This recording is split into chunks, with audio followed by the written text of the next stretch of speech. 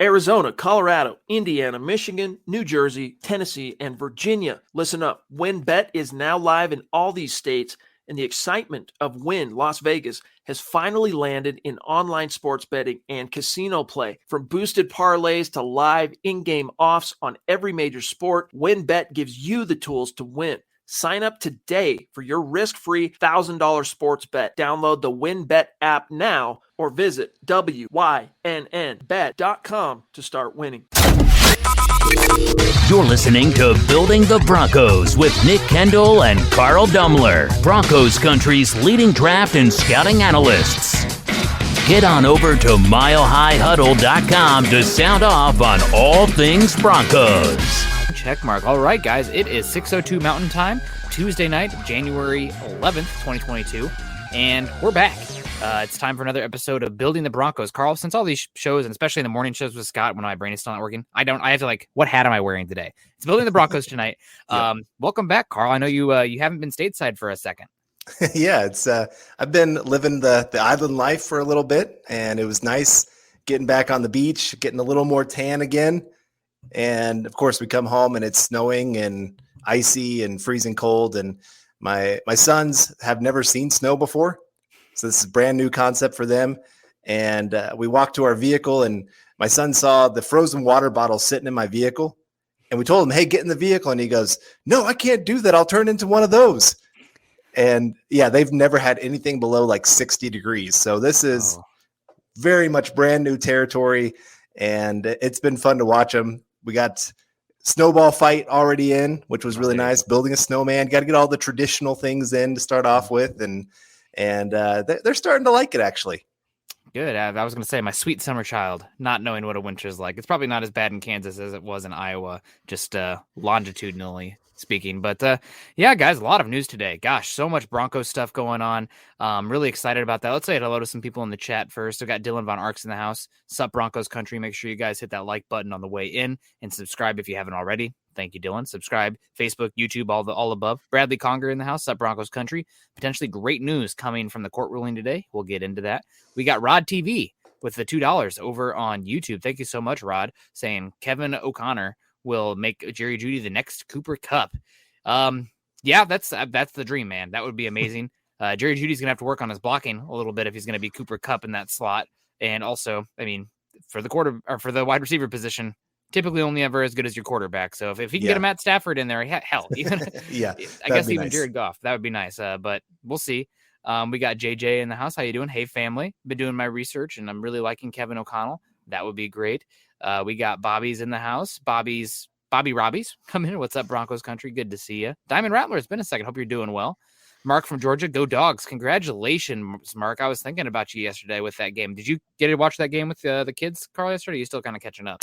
I got to watch about the last hour or so. I had a meeting starting at 7 o'clock, of course, and went till about 9 o'clock. And so I got to tune in about 10:30, or about 9 to 10:30, I guess, an hour and a half. And it was quite the game, man. That was fun. It was definitely the top two teams in college football were in that game. Yeah, man. It's really a good game. I don't know. I think Ohio State maybe could have given Alabama a run for their money if they did meet up, but who knows? I'm a Big Ten homer, so I just don't think this was that good of an Alabama team overall. Listen up, Broncos Country. TickPick should be your first choice to buy football tickets because they save fans money by never charging any service fees ever. TickPick is the exclusive ticketing partner for the Huddle Up podcast and the Blue Wire Network. Denver Broncos football is finally back, and there's no need to exhaust yourself searching all over the internet to find Broncos tickets anymore, because TickPick, that's TickPick, is the original no-fee ticket site and the only one you'll ever need as your go-to for all NFL tickets. TickPick got rid of all those awful service fees that the other ticket sites charge, which lets them guarantee the best prices on all of their NFL tickets. Don't believe it? If you can find better prices for the same seats on another ticket site, TickPick will give you 110% of the difference in the purchase price. That's right, guys. When we were searching for tickets for the MHH meet and greet for Week 3 at home, Broncos versus Jets, TickPick had us locked down. So visit tickpick.com/huddle today and use the promo code HUDDLE to save $10 on your first order of Broncos tickets. So Carl, let's get into it here. If I'll let scout work the ones and twos there in the background to see if there's anything in here that we want to bring up. We said hello to some people joining us here, but the Broncos, I guess the most interesting thing is the ownership situation going on right now. The Broncos had some, I don't know. The it's ownership. It's hard to tell what is the most exciting thing. Like you said, new ownership most likely coming at some point here. Unfortunately, the Bullen name's probably going to be taken away here pretty soon, which is an end of an era, but it's time. Sometimes you just got to move into a new stage, and there's some great names that are attached to it. Obviously, Peyton Manning attached to it. You got John Elway attached to another group. You've got a lot of other names that are going to be popping up pretty soon. This is going to get into a pretty crazy bidding war of who's going to win, and it's exciting times as a Bronco fan. It's also scary. You could get a terrible owner and see this team go into the dark ages for a long time. And I'm not trying to be Mr. Down here, but it's just, like I said, it's just so crazy. The new coach is getting ready to come. Sounds like the coach is going to come before the owner. They're not going to make an announcement about the ownership until after they get a coach hired. So anybody that's thinking owner's coming real soon, it's going to take a little time. That's a lot of money. Anytime billions of dollars are being exchanged, it takes time. It's not hey, here's my credit card, go for it. And then, like I said, that probably means new quarterback in the building as well. And it's everything that we've been wanting for the Broncos for the last 4 or 5 years here, to see the pieces start to come into place that you need to have consistent success moving forward. Yeah, I know. It was Denver Judge Gilman today issued an order on the Broncos case versus the Kaiser estate, saying the right of first refusal is no longer valid or enforceable in any respect, meaning the Broncos can proceed with their sale. And Ellis today was talking about it, that the ownership situation is going to be addressed, and they're going to have essentially a press conference. The quote from Ellis is, "We're glad to put this issue behind us and move closer to transitioning ownership of the Broncos. While our focus is on our head coaching search, we plan to make an announcement regarding ownership shortly after that hire is completed." So ownership first, but the head coaching stuff is getting, or the ownership's head coaching stuff is first, but then ownership right around the corner. So it will be interesting. We got Michael Ronquillo in the house saying, "Good evening, Broncos country. Go Broncos." Thank you so much, Michael, for the stars. He came in this morning as well. So you're a real one. A new name coming in here, at least for me. Tanner Holsey coming in with the big support here. I'm back. I've never super chatted. Okay, Tanner. Well, thank you. We appreciate it. Never super chatted on this show, but what's up, guys? Let's go Broncos. Hoping for Kellen Moore as our new head coach. Kellen Moore, one of the 10 names now for the Broncos head coaching position. It does seem like it is Dan Quinn versus Hackett versus the field. At least that's what I'm gathering right now. But I am skeptical to make any bold claims surrounding what George Payton will do, because so far he has been tied to the vest that we did not see in the Elway era. So we'll see. I mean, they could bring on Jared Mayo. He could be the guy that wins it. I don't know, but it does seem like Kellen Moore is at least getting the interview. I don't think he's a favorite in the house, though. Yeah, and I'm always torn on these offensive guys. How much is them? How much is the quarterback? Yeah. Hackett having the MVP as his quarterback. Adam Gase had an MVP quarterback in Peyton Manning, and then he went out and got a job, and then he bombed. I don't think these guys are Adam Gase by any means. I'm just, like I said, with these kind of guys, I just always worry how much is quarterback. That's one thing I've always loved about, like, Andy Reid. Every quarterback he's worked with seems to have success because Andy Reid is a great offensive mind. Sean McVay has shown his system works really well, no matter the quarterback, and he can find success with that offense because he just schemes really well. Kyle Shanahan, another guy. You've got a few names out there that have a proven record with multiple quarterbacks. Some of these younger guys, they've got like one superstar quarterback, and it's, like I said, it just makes me nervous. I'm just a nervous Nelly with this whole situation. And it's the unknown, right? Yeah. It's fatalism starting to creep in Broncos country, because it feels like they've pressed the wrong buttons too often over the last half decade. So you're just kind of waiting for the whoopee cushion to go off, or the other shoe to drop. But back to the ownership, I think this Travis first Travis. Good evening, Nick, Carl, and Broncos country. Sad to know that the Bolins no longer owning the team, or will no longer be owning the team, but exciting. How legit is Woody Page's sources about Elway in one group and Manning in another? And two of you, who would you like to see own the Broncos? I mean, Woody has sources. Sometimes Woody likes to shoot from the hip as well. So, sometimes he likes to go beyond, color outside the lines with some of his stuff where the reporting and the opinion kind of blur. But Elway in one group and Peyton in another, I think that's a pretty good idea that Woody knows what's going on there. As far as who I'd like to see own the Broncos, I personally would rather have Manning. I think I just trust his football acumen and mind for the game right now a little bit more than Elway. That being said, Elway has been a part of this organization for a bit, and he has more of a business side of things than Peyton does. So if that's what you want the owner to do, then maybe Peyton, but off the cuff, I would lean into Peyton Manning being the guy. Yeah, I would worry. Each of them have a little bit different worries. Yeah. Peyton, I would worry about him wanting way too much power with being owner because he's used to controlling everything. Yeah. When he's quarterback, he controls that entire offense. He controls every player on the field, what they're doing. How can he handle as an owner kind of being the background guy, being more of, I'm here to support you, than to be the guy that controls everything? That's my little bit worry with Peyton Manning. I love his football mind. I do think that he is, because he's a football guy, he's going to sit there and say, I know what it takes to support an organization to get to Super Bowls. That's the nice thing that you saw with Pat Bowlen. He would go to the coaches, the GM, and say, what do you need? I'll get it for you. That's what you love in an owner. And Elway, my kind of worry a little bit is these last couple of years, he just kind of checked out. He just was kind of burned out of football. So is he going to all of a sudden do that in ownership too, or he's just going to be like, whatever. Just kind of put it in George Payton's hands, which, I mean, that's not a bad hands to have it in. No. But I still want an owner that's involved.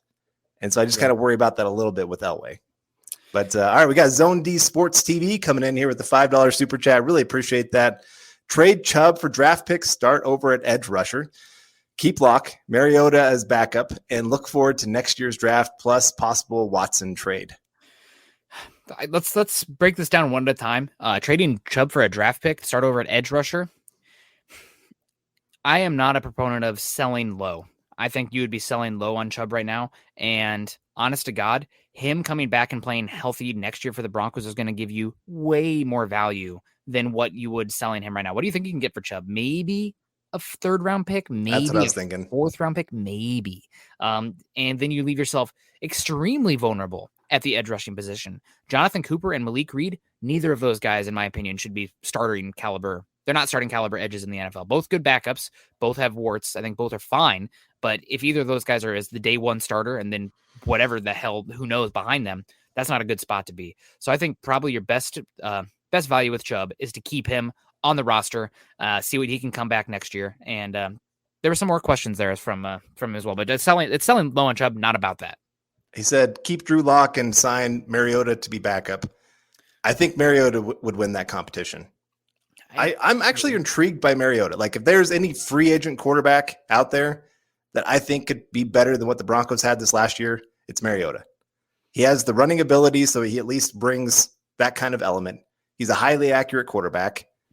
He doesn't put your team in a whole lot of risk. That was part of why he got benched for Tennessee, is he doesn't take risks, which I know a lot of people are like, oh, no, here we go, another Teddy Bridgewater. He at least has better legs than Teddy Bridgewater. So he brings, like I said, some extra elements to the table. So I think he would probably beat Drew Lock in that competition. But either way, I mean, you're still playing for 2023. Yeah, would Lock win? Who knows? I don't know if they're going to outright keep Lock or get rid of Lock. They should just have a competition between those two guys and let the best one win. It's not what anybody wants to hear, but outside of Russell Wilson or Aaron Rodgers, that's probably the reality of the situation for the quarterback position. This is what we were screaming about last offseason, saying 2021 looks like a good quarterback crop. That remains to be seen. They don't look great off the cuff, but this situation is where we didn't want to be with the quarterback position. It's where we are. At least the roster around it looks pretty good, but it's kind of all for naught until you get that guy right. So it's going to be frustrating. Andrew Baker coming in. Just love for Nick, Carl, and Scott. Hashtag MHH for life. Thank you so much, Andrew. We appreciate you. That's super nice of you. And always good to see you come around and hang out with us. For sure.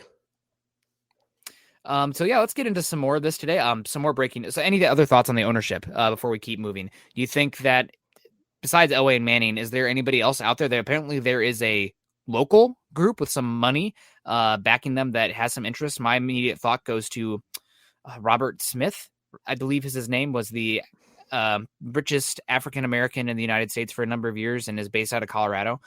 Is he one that you're hearing anything on, or is it somebody else? I think it's somebody else. I think it's the guy that owns the Dish Network, which Dish Network, I'm not. How's he a billionaire? Because Dish Network's like falling off a cliff. I guess there's still money there to be had, and I know they do other things with that organization. But I wish it was Robert F. Smith. Yeah. I from what I understand, they've talked to him and asked him, "Hey, this is an opportunity. This is your local team," and he said, "No, I'm good." So I don't know. Maybe that's just him trying to kind of be a little bit covert and try to keep the price down as much as possible. But it does sound like there are a lot of groups that really want the Broncos, and this price is going to get really high real quick. Yep. And Cody W. coming in and saying if Chubb can't last a full season, he needs to go. He's under contract. That 5th-year contract is guaranteed. So as far as him going, you're going to have him under roster next year. Maybe he's kind of somebody to bolster a trade package for an elite quarterback, but again, you're selling low right now, and you don't know. Maybe Chubb is a big part of whoever you bring in as the next head coach or defensive coordinator too. We just too many questions on that right now, but I cannot advocate for selling low on Chubb right now because it's as low as it's ever going to be. He comes back next year. He's healthy. Especially with the secondary looking pretty good. I think coming back, that's something that I don't want to advocate for. And you already are so weak at the edge rushing spot. You're creating a bigger hole and issue for that going forward, where if Chubb doesn't work out next year, he's already paid. It's not the biggest deal. You move on, you can get a comp pick back for him. But again, selling low on him, unless somebody's willing to offer, a second and a 2023, pick as well, then yes, but nobody's going to do that right now. Right. Like I said, he has his lowest value he's ever had in his career. If you're selling after his rookie year, you're getting 1st-round pick plus. Yep. At this point, with only 1 year of control, it's not the cheapest contract. It's not the most expensive contract. And coming off injuries and everything else, like I said, he's worth more to the Broncos than he is anywhere else. And you might as well keep him, just see what you got. Maybe things work out. And Goofy, always appreciate that. And thank you. Yes, we're very excited about having our kids. And it's been a wild ride for sure these last 4 years trying to get this done. Nick, you've been a part of all of it since we pretty much started all this. And so I appreciate you being there with me the entire time and being here to support me means a lot. And all of you in the chat as well. It's been huge for me, but I'm with you. Keep Chubb, keep adding to that group as much as you can. Maybe you do even bring in a free agent because it does look like the edge group for free agency unless some contracts get signed, it looks like a decent free agent group. Yeah. Right now. And then, of course, the draft looks like it's going to be a really good draft for edge rushers. So you're going to want to take 1 or 2 of them there. You got to really retool that group. It's lacking big time. Yeah, nope. Absolutely. I want to see what happens. I mean, maybe if you bring in a Dan Quinn, you bring in Randy Gregory with him because maybe the Cowboys can't franchise tag him. And then you have Chubb and Gregory with maybe even a 1st-round pick behind him. That's how much edge rusher needs to be invested in here. It's a real issue. So back to the ownership group. Obviously, the stuff's going to be settled there. We had a statement from Ellis moving forward with that. My interpretation was that we're going to get like a State of the Union address after the head coach is hired to understand what's happening with the ownership. So it's not going to proceed the ownership stuff, but it could be accelerated now to where we're seeing it in April, March instead of May. So that's all good news. Just getting it stabilized in direction. We got Cody W coming in and saying Vaughn will be a free agent. Hey, you never know, depending on price and how much he gets nostalgic towards the Broncos. I know he hasn't changed on his Twitter handle that he works for the Denver Broncos kind of thing. But let me give a little, I think this is kind of how the ownership process works here, just so everybody kind of has an idea. You guys can correct me if I'm wrong on this, but first off, obviously the Bolin kids have to come to a resolution on what they're going to do. You got to get 7 kids together. If they can't all agree, then eventually just the decision is that they have to sell. And once that happens, then the bidding starts. They take bids. There's no telling how long that's going to last to see the different groups. And it's highest bid wins is the way I understand it.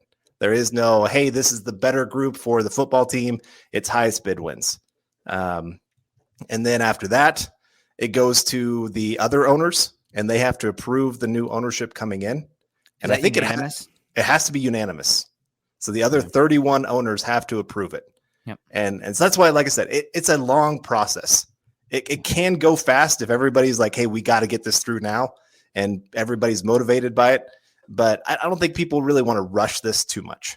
So like I said, I think March, April, probably the more likely destination of when this is going to get settled. Yeah, I agree. Trevor with his 8 kids adopted for, and it's an adventure, man. Carl, you got a ways to go before you're catching up. Trevor. You gotta climb the standings there. The other news today, I guess let's go with contracts first.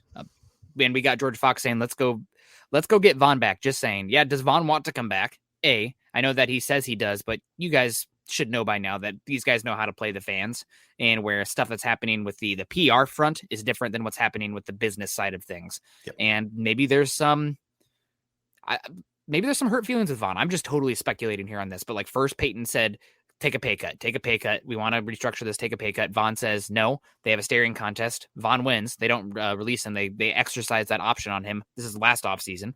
Okay. Vaughn's back. Then Vaughn's traded after a solid start to the season, and the Broncos kind of go on a win without him. So does Vaughn want to come back to a team that is with Peyton and it's a new defense, new scheme, new identity, new coaches? I don't know. I don't know. Also, is Vaughn going to be a scheme fit? Do they want somebody who's more of a base guy with length that you're more comfortable with playing multiple gaps against the run on the edge than somebody like what Von Miller brings? So there's a lot of factors. If Vaughn is a competitive offer, you can get a slight discount on him compared to what the league is offering, then yes, obviously you want to take the value there. But I don't think it's a 1-for-1 with bringing in Vaughn. I don't think it's a slam dunk, personally. Yeah, I'm with you. All right, so you wanted to talk. What was the Graham other part? Glasgow. Yeah. Graham Glasgow. Go ahead and lead us off, Carl. Okay, well, yeah, the Broncos and Graham Glasgow arrived at a new contract offer. So they reduced his base salary quite a bit down. I think it's down to like 1.4 million now to start off the season. And now he's got incentives to bring it up to maybe around 4.5 million total. And that's good for the Broncos. Gives them quite a bit of extra cap money to kind of move around and do some things. And also means good chance Graham Glasgow is a Denver Bronco this next year. I think most of us all thought he would be cut and the Broncos would be saving that money somewhere else and move on with the young guys. And I'm very interested, though. What does that mean for position-wise? Because I think Miner's pretty much solidified himself. I am the right guard. Now, maybe they sit there and say, let's move him to center, and we'll kind of go that way, and Graham Glasgow will be a right guard. But I'd rather see Graham Glasgow as center, what he played in Detroit for a year and did really well as a center, and keep Miners there at the right guard spot so he's not have to work on trying to get all the calls right for the offensive line. I don't like putting that on a second-year player, especially a guy that's he's still raw. Like he had some dominant moments, and he looks like a future star at the guard position, but he's still got a long ways to go before he has really solidified himself as a long-term answer in the NFL.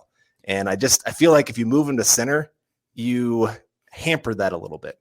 Yeah.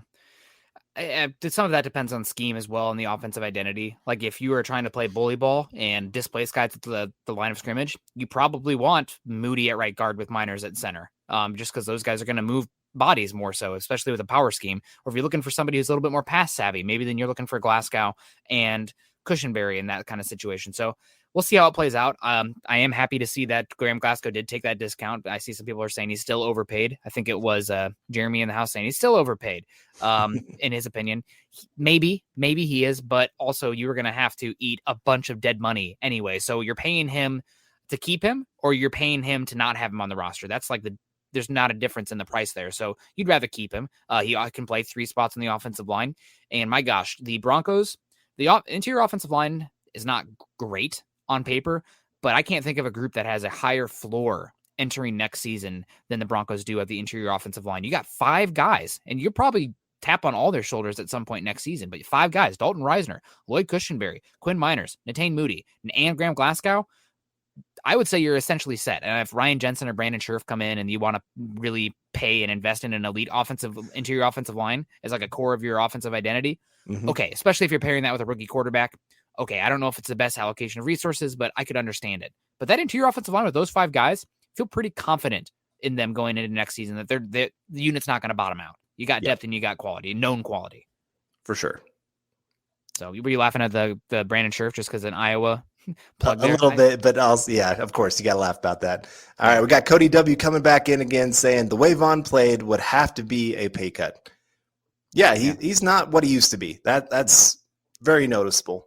He did have some great plays in this last game. I did actually get to watch him for one of the first times like live this last week, and it was kind of nice to watch him and see the guy turn the corner to make that last second sack to win the game. That was pretty cool to see.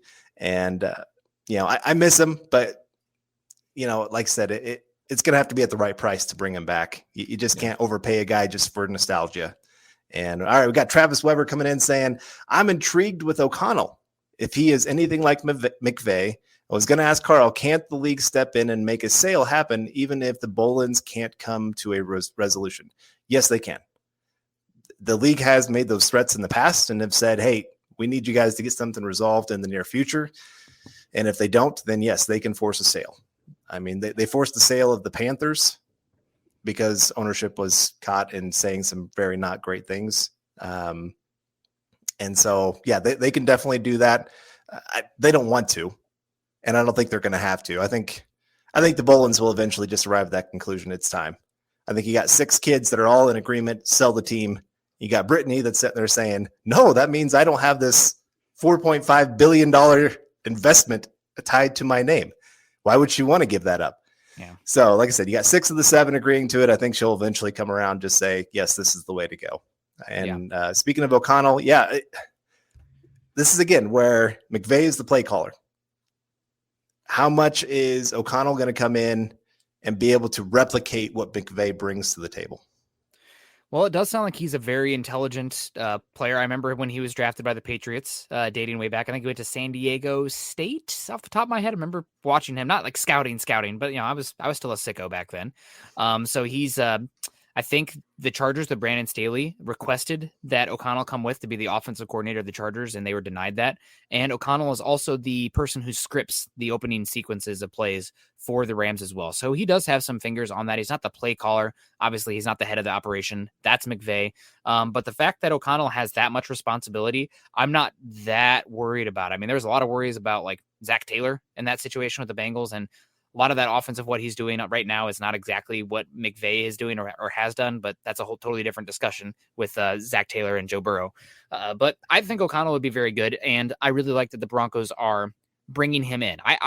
If Peyton, he sounds like a workaholic, and the reason they're talking about Vic Fangio so much is like, oh, we love it. It's like they're the first guy in, last guy out, like psychopath film grinders. I feel like that way with the coaching search here too. I think some people on the committee are going to be just exhausted by the end, and Vic's going to be like, Peyton's going to be like, we got to interview 5 more guys. Like, I'm loving this. Let's get as much as we can.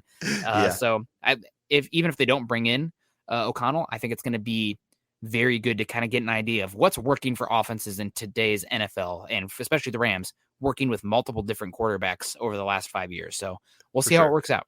Cody W coming back in. A big question is, was Vaughn just wrong with Vic's scheme? We didn't ever see the Vaughn we are used to seeing with Vic. Vaughn aged a bit.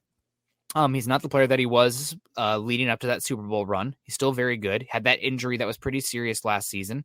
And also, I think the other thing with Vaughn is Vic Fangio's defense loves to live in a too high world where you have 6 guys for the box numbers. And I think there's just a study release. That's ideal for stopping the run and the pass, the 6 box numbers.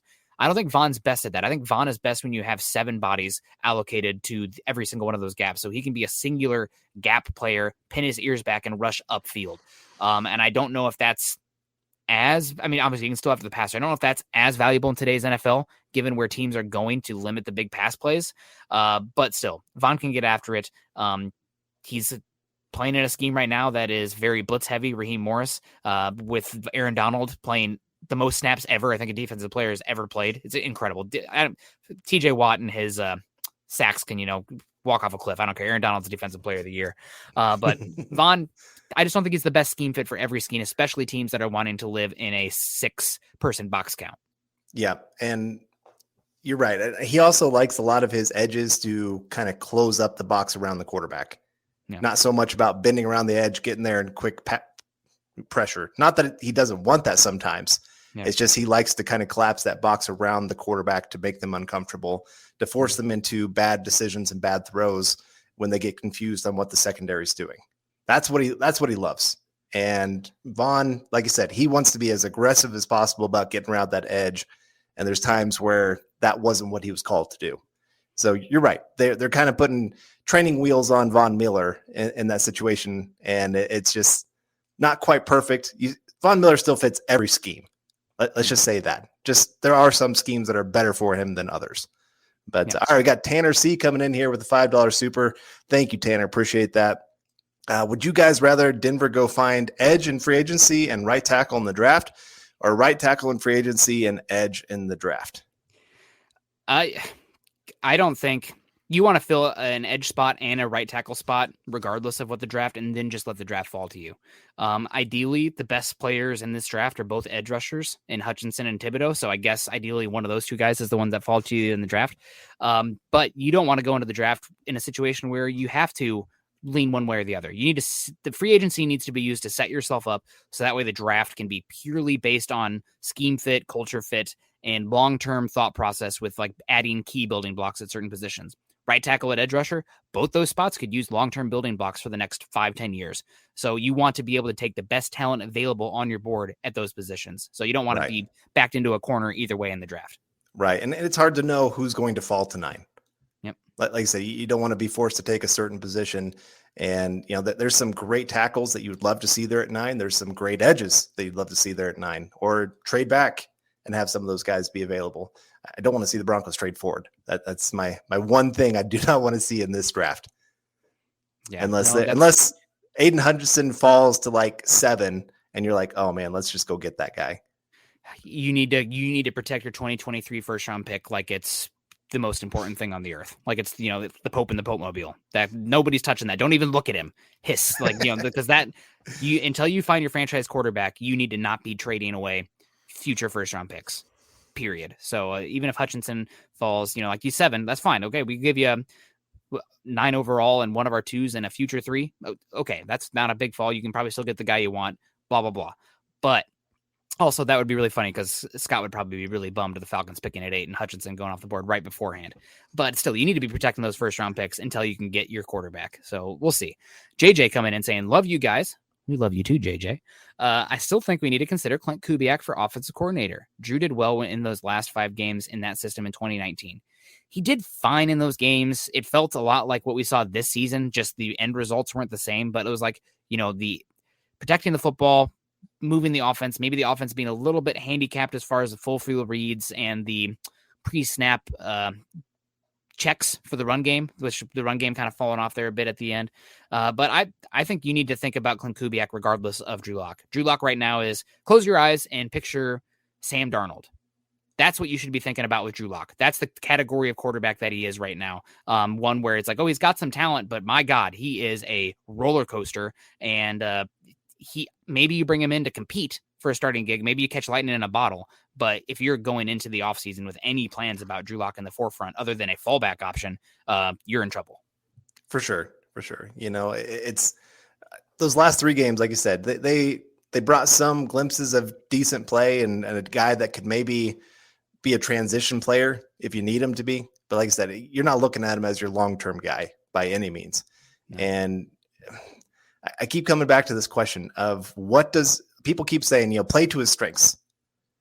Well, some of those strengths are very limiting on what you can actually do offensively. Then if you're having to always do play action, if you're having to play him under center, you have to do, get him rolling out of the pocket, all those kind of things. If you're having to give him half field reads, that limits everything that you can do on offense. And it makes it easy for defenses to game plan against you. And, he's got so far to go to become a true viable long-term answer for a team. Yeah. It's hard to see that he actually reaches that kind of level. And, I don't know if he'll be here next year. He could be a part of a trade package. Maybe he is the starter. I don't know. There's so many different ways the Broncos could go with Drew Lock at this point. Yeah, he's talented. He's got arm talent. He protected the football down the stretch. He's here and he's cheap. Those are the things that Drew Lock has going for him right now for the Broncos in 2022. And it could be a similar situation where you bring in a Teddy-esque quarterback to compete with him, whether that be a Marcus Mariota, whether that be an Andy Dalton. But I think he'll be in the league for a long time because he has the tools to do that. But I do not see him as a a viable starting quarterback. I think he's in anywhere from the 20th to the 50th best quarterback in the NFL any given season. So we'll see how it plays out. Travis Weber, of our free agents, besides the obvious, who would you try to resign if you were Peyton? Besides the obvious, I don't know who is even the obvious off the top of my head. This team, I mean, they already kind of brought back Glasgow. For me, it'd be one of the linebackers, Bobby Massey, and then a defensive back. I would probably lean Bryce Callahan, but a lot of that is going to be dependent on the Vic Fangio scheme, right? So if you're running Dan Quinn, you're going to be running something different than Vic Fangio. So that changes who you'd want to keep of your own free agents. So need to see what the scheme is going to be. For sure. Otherwise, Gordon, if he's at the right price, wouldn't be a terrible decision to bring back. I can't think of anybody else that really pops off the top of my head that they need to bring back for sure. Like I said, one of the linebackers, I think you're going to bring back Griffith for sure, because isn't he an exclusive rights restricted free agent or whatever? Jonas Griffith? Yeah. He's exclusive rights. Calvin Anderson's a restricted free agent. Malik Reed is a restricted free agent as well. Okay. So yeah, those guys, you're going to bring them back just because they're going to be cheap options as backups or starters, whatever you need them to be. And like I said, I'd probably sign Jewel just because I think he fits about any scheme because of his intelligence. I think most coaches would really like to have him on the field. And I do still think there's a chance you keep this defensive staff. Ed Donatel did actually come out and say, if the Broncos want me, if the new coaching staff wants me, I'll stay. And I think a lot of the other defensive guys would follow in those footsteps. And I know some people would be like, we got to get rid of anything that tastes like Fangio. I'm not against keeping this scheme. This is a great scheme. It's one of the few that actually makes Patrick Mahomes look human. Makes a lot of good quarterbacks look very human. And you like it for your players that they can keep that consistent scheme going. And so I'm very interested to see how they do that. If they get an offensive-minded guy, because right now I think they have 6 offensive guys coming in for interviews and 4 defensive guys. If they get one of the offensive guys, maybe tell them, hey, this is a good way to keep this defense strong. Yeah, no, totally. We'll see about that. We'll keep it on this conversation here. We want to get on these other head coach. The Broncos today requested interviews with Cincinnati's offensive coordinator, Callahan. He was with the Broncos during the Manning years as well, worked his way up, and is considered a young, bright offensive mind ascending in the league right now. Any thoughts on Callahan being the 10th guy? But as you just about to take a drink of water. Yeah, that's fine. Perfect timing. Perfect timing. No, I don't mind Brian Callahan. The Bengals have had one of the younger offenses out there and have been pretty darn dominant at times. They've been very up and down, which is going to happen with any young system. And it's been nice to see how they're playing to the strengths of Joe Burrow. And of course, Jamar Chase. I mean, talk about a home run of a pick. Yeah. I know most people are screaming, go offensive line, but they got themselves a superstar at the wide receiver position, even with his drops. I mean, imagine if that guy next year cleans up some of those drops, what he's going to be in the NFL, could easily become the top wide receiver in football. And, like I said, they've done well with what they're doing. Some of their run blocking schemes, I'm not a huge fan of, but part of that is maybe just lack of talent too. And sometimes it does seem like they are doing the banging against a brick wall with the run game where it's just not being successful at all, but they do stick with it. I mean, I guess there is something to say about that at times. I think there's times where you just got to say, okay, this isn't working. We got to figure out something else. It's protecting the quarterback too, though, right? Joe Burrow coming off the ACL. If the run game's not working, what is your solution? Drop back and make Joe Burrow drop back 60 times? Like I don't know if that's sustainable. You got to get the offensive line right, but there needs to be a balance there just to protect the offensive line and the quarterback as much as anything. And I know, believe me, I know the passing game, much more efficient, much more likely to score touchdowns, blah, blah, blah. I get it. But you got to protect the quarterback too. And you got to make sure those pass attempts are efficient when you do take them. Travis Tarbox coming in. Evening, fellas. Who's your guys' personal favorite as the next head coach? Denver Broncos for life. Personal head favorite for the Broncos' next head coach. This is really a milquetoast take, but I can't grind tape on the coaches. I can't evaluate them like I do players. So I do have opinions of players because I have the tape in front of me that I can break down in the stats, data, and everything. For coaches, though, they're so high up with the overall team that it's hard to have a great take, and everything is like hearsay, right? Oh, Dan Quinn, great interview. Kevin O'Connell, oh, he's brilliant. He scripts things. How does that translate? We don't know until we know. So that makes it so hard. Right. I do like that Dan Quinn has been versatile with his schemes and calls from Atlanta to Dallas, changing what he's done on the back end. No more of that heavy cover 3 stuff anymore, which if you come into the AFC West and you're playing cover 3 a majority of the time, you are going to get killed by Patrick Mahomes and Justin Herbert. They kill cover 3 defenses. Can't do it. So that concerns me a bit, but I do think that Quinn will at least be an adult in the room. He will be a leader. He'll empower guys around him to be good coaches. So I think I lean Dan Quinn. Jared Mayo also really intrigues me too. I think that he's really well respected. He's intelligent. I love what New England is doing defensive scheme wise. Nobody is running that 5-0-5 like they are. It's really unique. So I like him a lot too, but again, none of these guys are incredible to me. None of them seem like an obvious home run hire. And we don't have every single piece of data like we do for a lot of these prospects or players. So it's tough. Yeah. And it's always weird because you always have these guys that are the big names. Yeah. And a lot of times they don't work out as head coaches. A lot of people, when the Bills hired Sean McDermott, were like, okay, that's fine. He's kind of down on our list and he'll do okay. Well, now he's considered one of the better coaches in football. Sean McVay wasn't a well-known guy until he started really winning there with LA and making a name for himself. A lot of people are like, no, this guy's too young. He's not ready. So it's so hard to tell what they're going to actually become in the NFL. I like Hackett. I like the scheme that Green Bay is running there on offense. I think they've really taken it to a whole new level. Of course it helps when you have Aaron Rodgers running it, but I really like the way that they're so versatile in how they can beat you. Mm-hmm. And I would love to see that for the Broncos, especially keeping that strong run game because I'm in Green Bay. They run the heck out of the football and do well with it. And wide receivers are trying to get to the ball too, but you obviously still have your number one guy that's getting his opportunities as well. I think he does good at scheming guys open. So it's hard to tell. Yeah, absolutely. We also got Spencer coming in saying, I think Peyton's going to make the right move. I think that's the overall thought process here for me as well. I trust Peyton. I hope that cronyism, that's the word I'm looking for, doesn't lead too much into this. I know that with like the Gannon situation, bringing him in for an interview, it does sound like that Gannon was brought in more to give his name a little bit more boost going forward, more so doing a favor to him than the Broncos itself, which makes me concerned. I don't like that kind of situation. I get when you're in the position of power, I would probably do that for my buddy too. But as somebody who just cares about the bottom line for the Broncos organization, don't love to see that. But overall, I think Peyton's going to make the right move. And I hope that he understands the weight of this move as well, because this does fall on his shoulders. With the ownership situation coming afterwards, you own this, which is the situation you want, probably with your Peyton as well.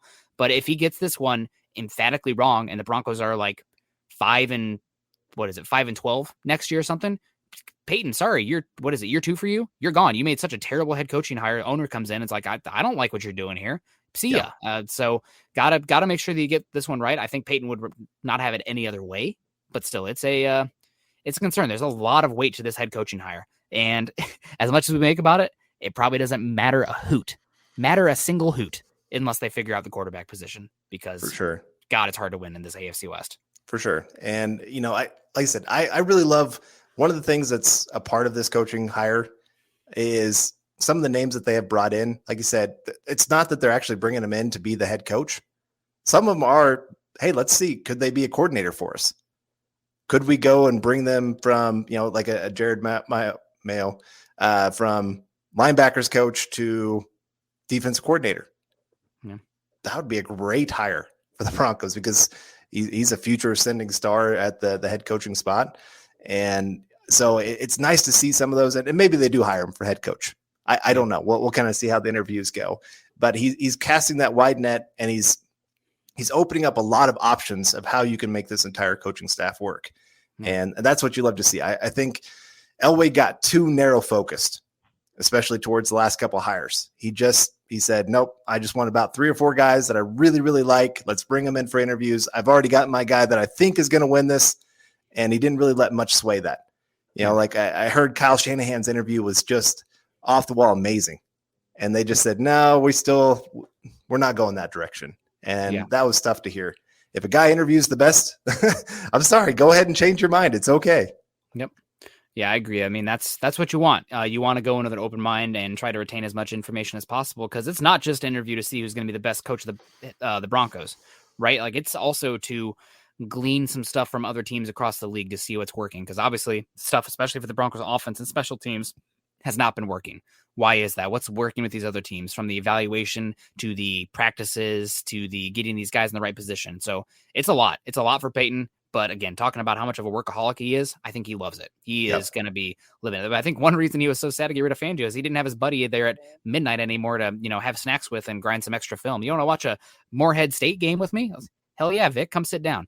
We got Kapalua coming in here, Kapalua 7, saying, honestly, not sold on Peyton yet. Shouldn't be sold on anybody yet. We'll see how it plays out, especially Peyton. You just got to gather more data. He has a lot to prove. He really bungled things with the signing of Bridgewater. I'm going to push back against this Bridgewater comment here because Drew Lock was really bad in 2020. You can make excuses for him if you want. That's fine. But he didn't do anything in 2020 to go into 2021 as the de facto starter.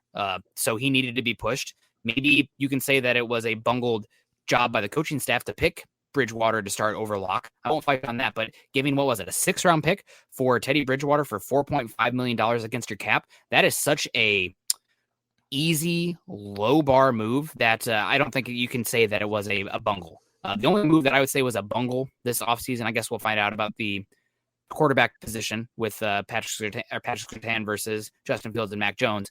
But the only one I can say that I'm like, I wish we could have that one back, is the Kyle Fuller signing. But even then, it was just a 1-year deal. So it's like, it's not that big of a deal. I think he did pretty good his first year. Yeah. It's most of his moves really did work out well. Yeah. And especially, like I said, the draft nailed it. Maybe that 1st-round pick, like I said, we might be questioning that as we move forward, depending on what they do at the quarterback position and try to solve that problem.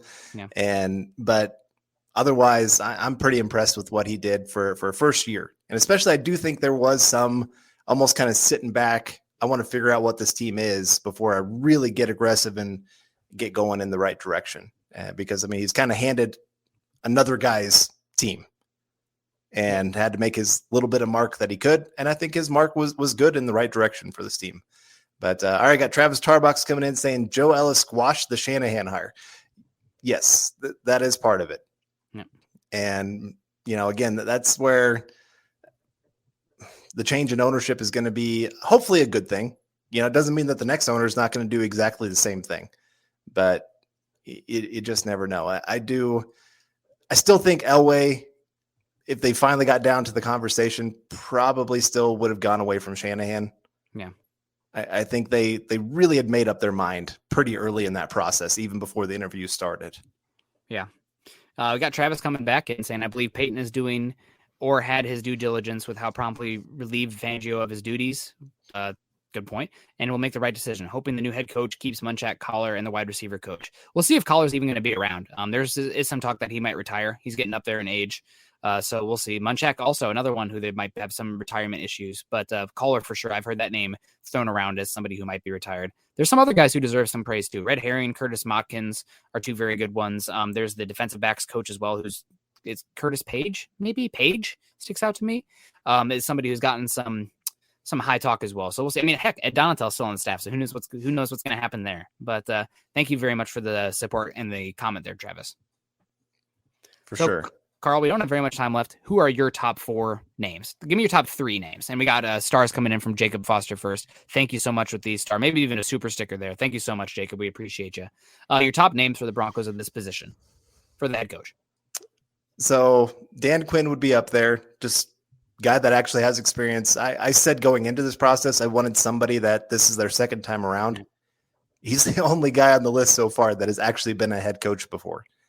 Yep. And I do like that. I think guys learn a lot. Like I said, he took that year off, came to the Cowboys, was willing to change up his defense. Mm-hmm. I like that. I like that it shows, hey, I realize I made some mistakes along the way. I got to be willing to adapt. Yep. That's huge. That's what you need in your head coach too. And so I do like him as one of the top 3 options. Like I said earlier, I would probably have Haskett up there as well. as one of my options, and Hackett? maybe You mean Hackett? yes, sorry, Hackett. I was trying to combine Haskins and Hackett, and it just was not going well. And then probably, oh man, I guess I'll go Kellen Moore. Okay. I don't hate that at all. For me, I see Eddie's coming in here with the comment of Flores being the guy. The thing to know about Flores is that him and the general manager didn't seem to get along. Chris Greer and George Payton are like best friends. So I do not think that you're going to see Flores come here, because talk about friendships, like Greer and Peyton go way back. Those are two dudes. Yeah. So Flores would be a good fit. I think Flores is destined for the Giants. Honestly, that'd be a great fit for him with the defensive pieces they have, the top picks too. I would love to see Flores get a shot in New York.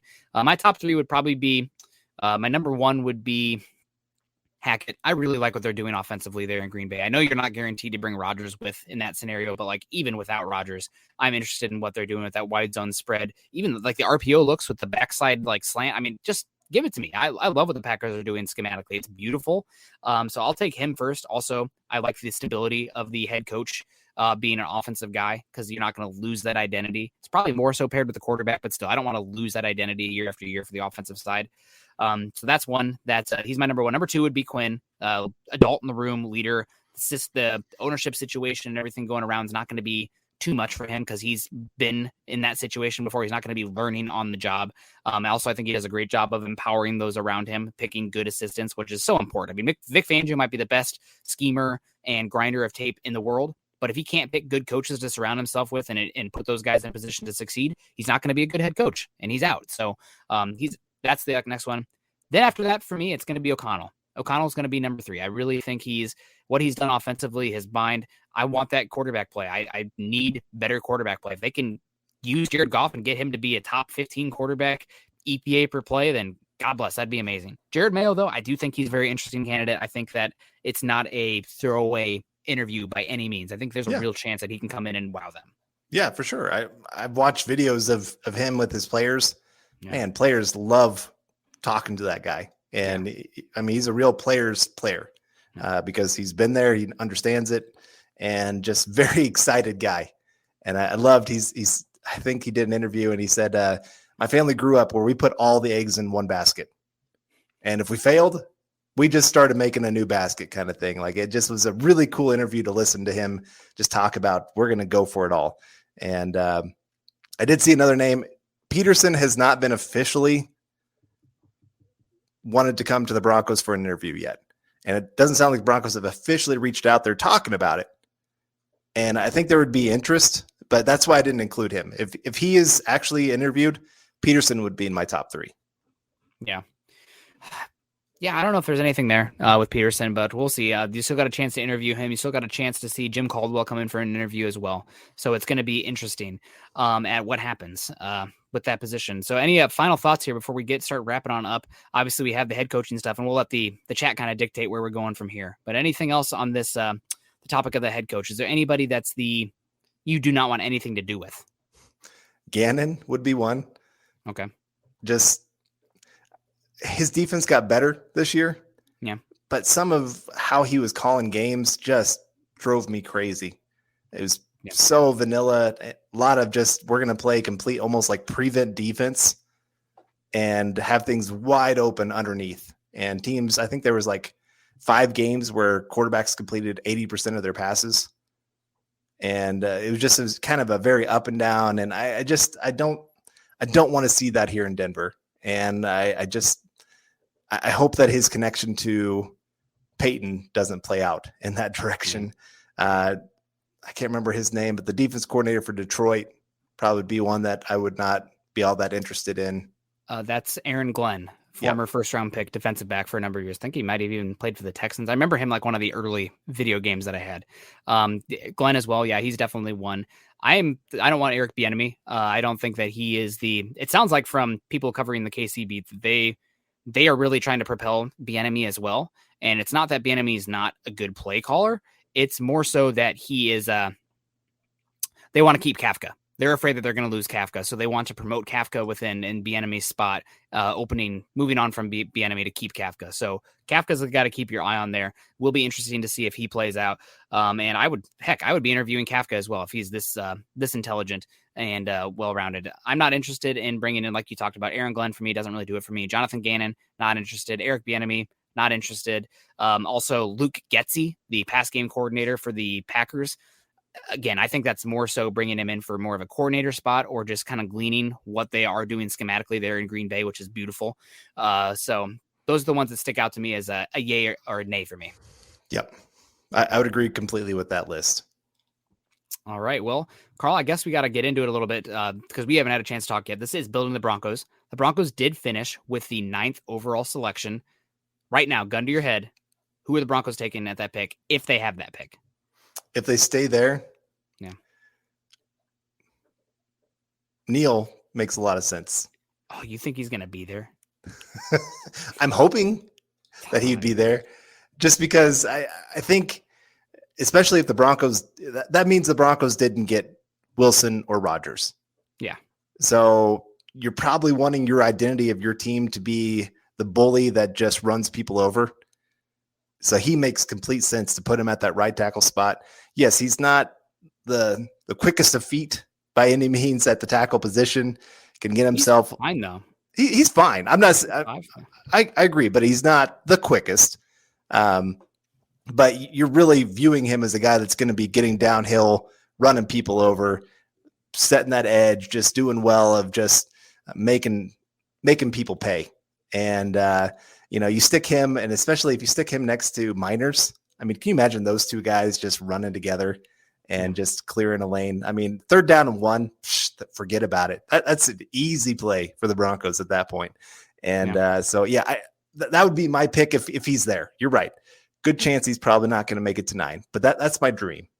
Yeah, I mean, Scott's over there itching himself, thinking about passing on Evan Neal and starting into another year of Caleb McGarry at right tackle for the Falcons. He don't do that to Scott's mental health. He cannot take it. I think there are 5 guys that there's no way they should be there at 9, given what we know right now. Things could change. Obviously, it's a long draft process.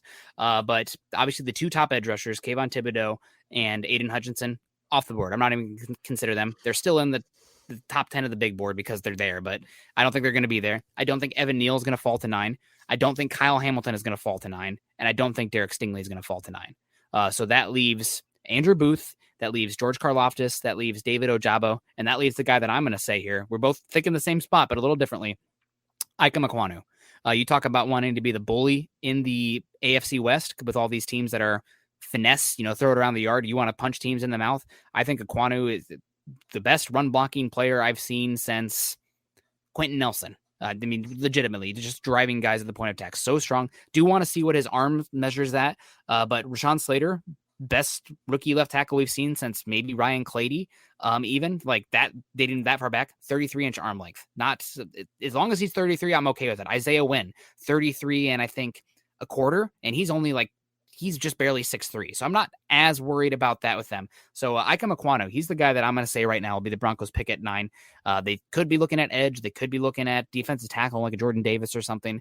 But I think Peyton just talked about it in his press conference yesterday or interview yesterday, continuing to invest in the trenches, continuing to invest in that line. If you cannot get the quarterback there, then I think the offensive line is the way to go and really build a team maybe similar to the Colts, although they didn't make it to the playoffs this year, similar to the Eagles, where you're playing not an ideal quarterback situation. You're still getting it in there because your offensive line is dragging that offense to a top 15 efficiency, even when the quarterback doesn't have the juice. Right.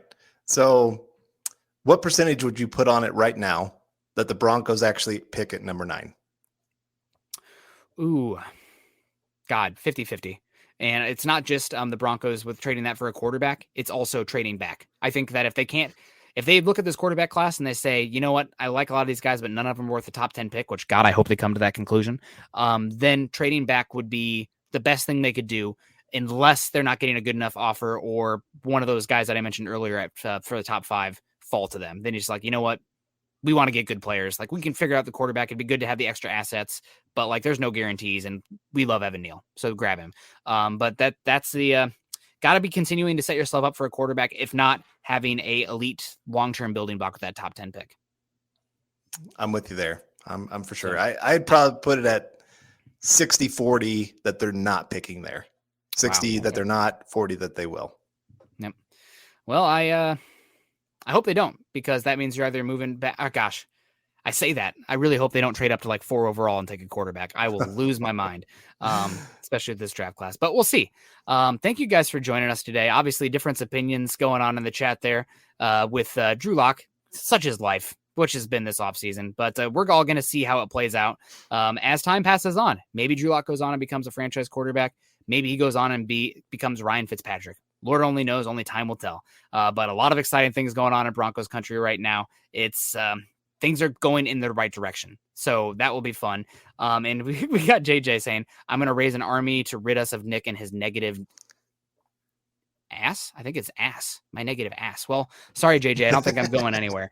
But you can find me on Twitter at Nick Kendell MHH if you want to continue the conversation on there. Also follow Carl on Twitter at Carl Dumler MHH. Make sure you're following our podcast account at BTB Football Pod, as well as the mothership account at Mile High Huddle. If you guys like the gear, Carl's not wearing the hat today. Carl, did you already lose that hat? You have no idea where it's at. Well, we dumped off 10 suitcases in our living room, and we still have not gotten through them yet. And I'm pretty sure the hat is somewhere in the middle of all of that. Yep. So it just looks like a tornado hit our house right now. And so hopefully by next week, I will have my hat back and found somewhere in that house. Well, there you go. Make sure you guys go to huddlepod.com, check out our gear there. Make sure you're also joining us at facebook.com/Mile High Huddle and facebook.com/Mile High Huddle pod. A lot of conversations on there. You can add us on Twitter. I get brought in there probably once a day. I know it's mock draft season too, so our mentions are going to be filled with mock drafts. And good job, guys. Send us those mocks. I know a lot of people kind of get tired of them, but I love it. I love all the different guys and thought process. And if you guys are engaged with the draft content, then that's even better. Make sure you're going to Apple and leaving us a 5-star review and a comment. That does us a heck of a lot of good. If you guys prefer the Huddle Up podcast with Chad and Zach, if you guys like the Broncos for Breakfast with Scott and myself, if you like Carl and myself, they're all these different shows. Luke and I, Eric and Lance, all the different shows, different types of flavors. Make sure you go on there. Say who's your favorite. We appreciate that. If you are on YouTube, make sure you're subscribing, liking, and sharing to this channel. You guys are going to be great. Help us so much. Oh, we got some waves in the background from our Scott. Looks like our producer's daughter is saying hello there. So that's awesome. I won't bring them up because they did not consent to that, but that's going to be great. We got Chase Wellner coming in last second. Chase, hope you're doing well with a super sticker. God, we appreciate you, Chase. $2. That's great. Carl, any other of these ones in here that looks great? We got Todd saying building the Broncos is the show for me. Thank you, Todd. Again, different strokes for different folks. It's going to be great. Yep. We'll see how we all want the same thing, right? Gosh, we just want the Broncos to be better and to figure it out. I don't care who the quarterback is. They could be the blindest mofo ever. If they're winning games for us, God bless them. I'm in. Nathan saying edge, defensive tackle, and nose tackle and tackle. Talk about the trenches there, Nathan. You are in on the trenches, full on in. Here we go. Carl needs the air tag for that hat. There we go. You're gonna lose it. Well, my kids love the hat. It's a good hat. I mean, look at it on Nick there. It looks good. And so they all sit there and say, I want this hat. And I guess I just need to buy the entire family building the Broncos hats. And then we can just walk around as walking advertisements. Yeah. It's a good time. And so JJ didn't like me being negative to Lock. I don't know. I try to keep it real. I don't lean into the fan stuff, but we got some people that like it as well. Either way, I'm going to say, JJ, you come back. Capola, or what's the name?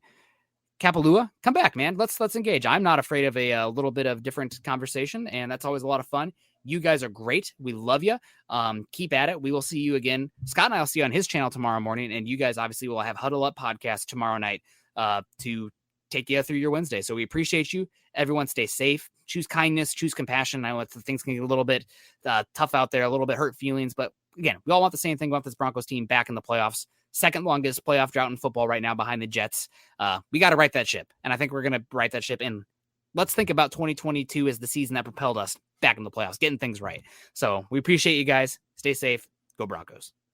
You've been listening to Building the Broncos. Join Broncos Country's deep divers at milehighhuddle.com to keep the conversation going.